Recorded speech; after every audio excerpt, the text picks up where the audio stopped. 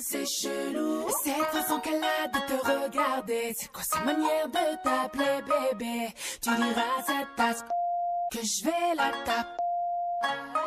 Cette façon qu'elle a de te regarder. C'est quoi sa manière de t'appeler bébé? Tu diras à cette tasse.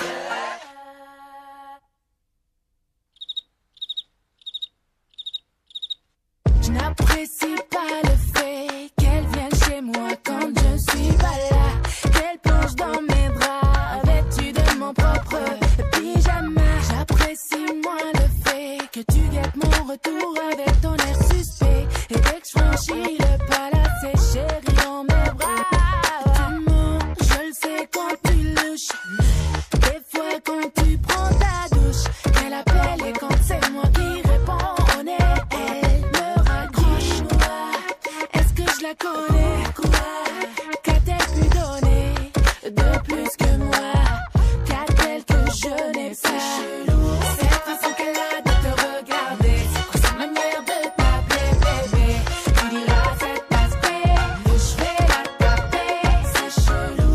Cette façon qu'elle a de te regarder. C'est quoi sa manière de t'appeler bébé? Tu diras à cet aspect que je vais la taper. C'est chelou.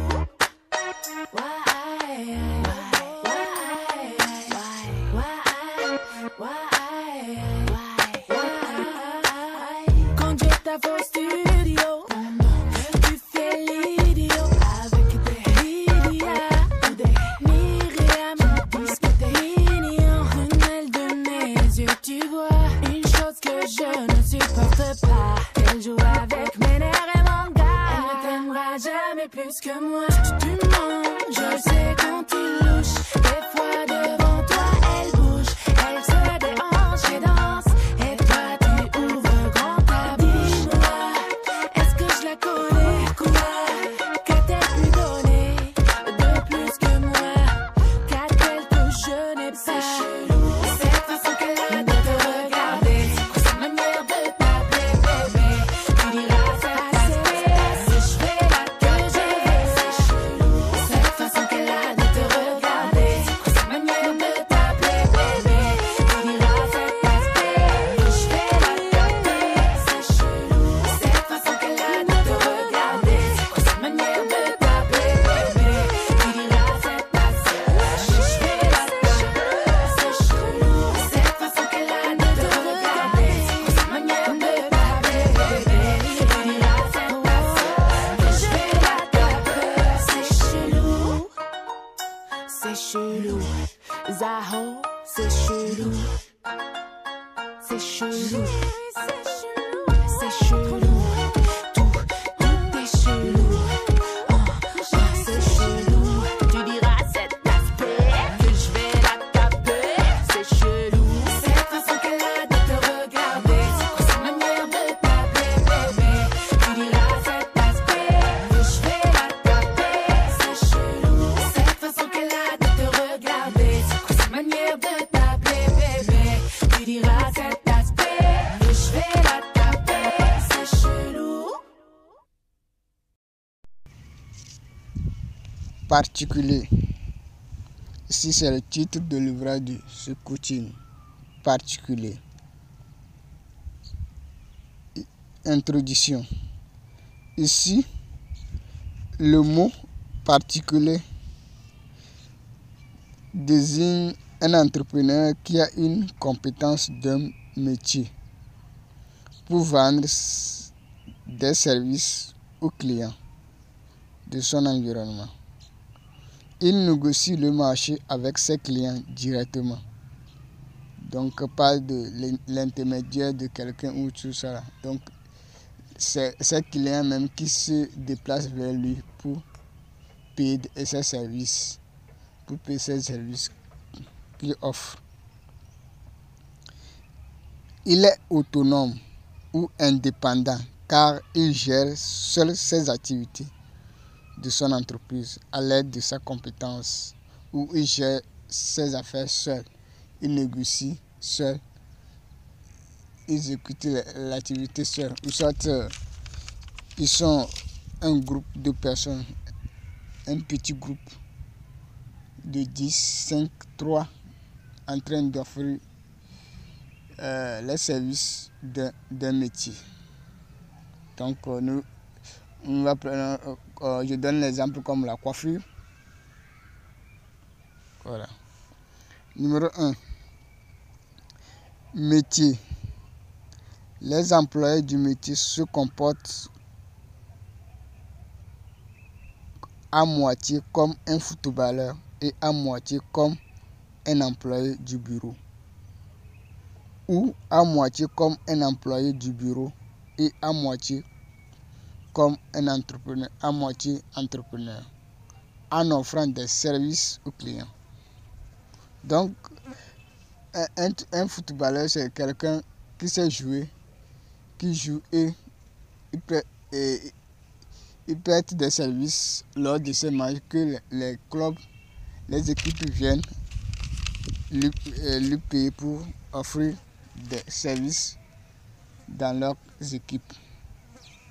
Donc, c'est comme ça ceux de métier sont. Donc, ils ont une compétence où ils exercent des activités d'une autre personne qui insiste ou qui pousse d'autres à venir payer des services. Donc, ils vont chez la personne ou la personne vient chez eux pour payer. Donc, ils se comportent comme un entrepreneur et une partie comme un entrepreneur, une partie comme un footballeur et une partie comme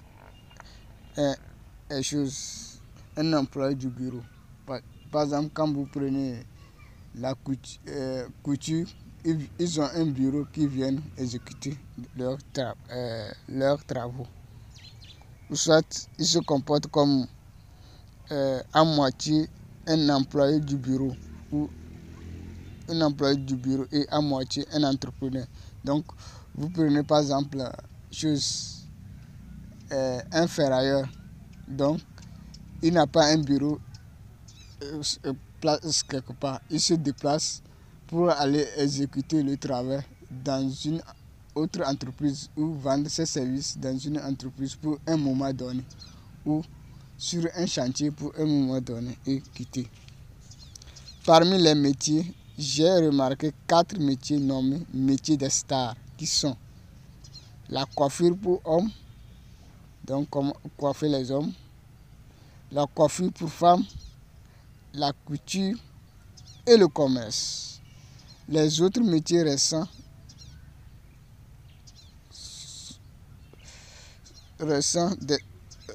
sont des employés ou des fonctionnaires du métier.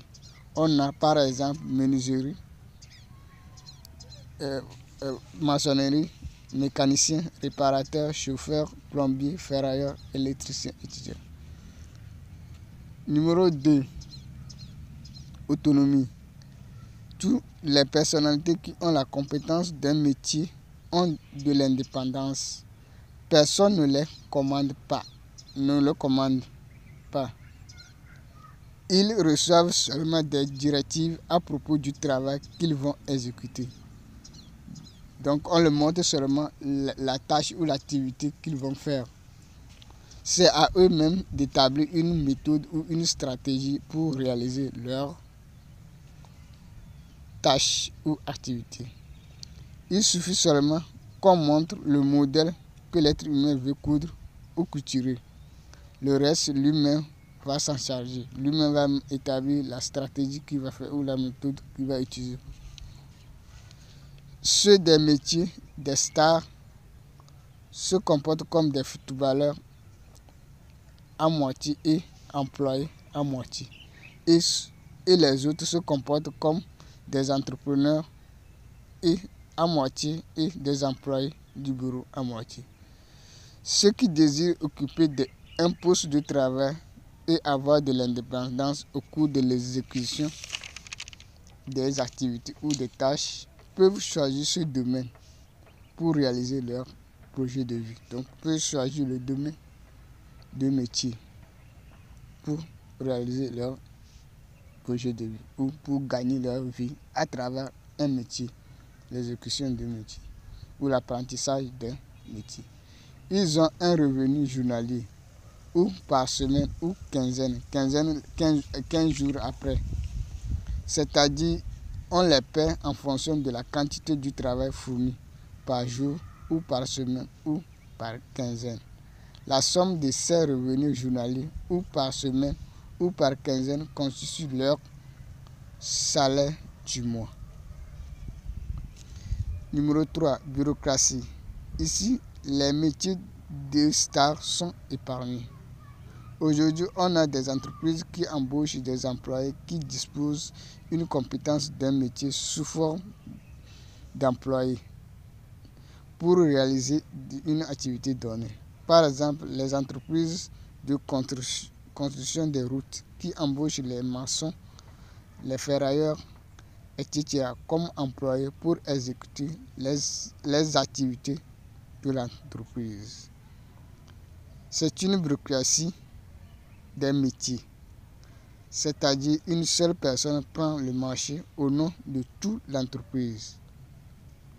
C'est un domaine qui a des actifs ou des produits pour créer une entreprise, car chaque métier est un produit à vendre aux clients.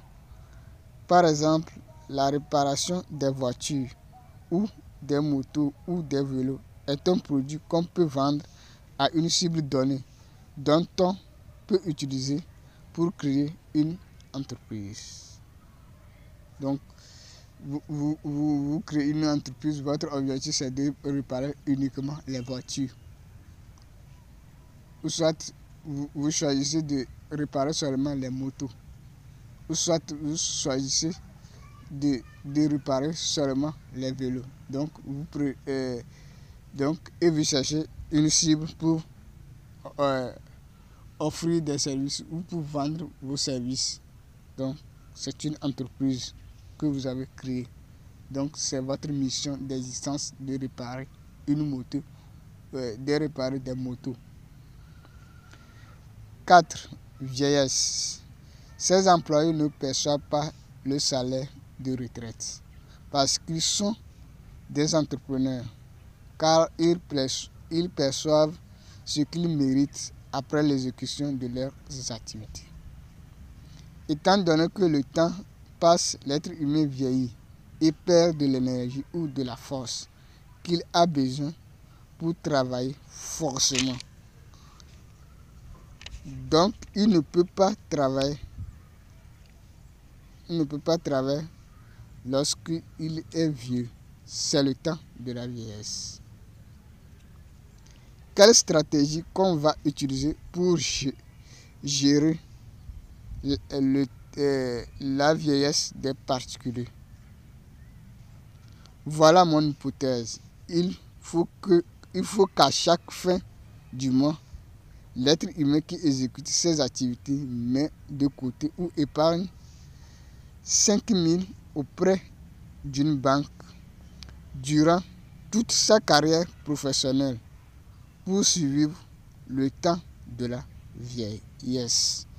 Donc, imagine, il met de côté, chaque chef de ménage met de côté, la femme met de côté 5 000, l'homme met de côté 5 000 jusqu'à durant 30 ans de service, 35 ans de service. Donc, ils pourront avoir quelque chose pour survivre et attendre l'aide de leurs enfants. C'est mon hypothèse.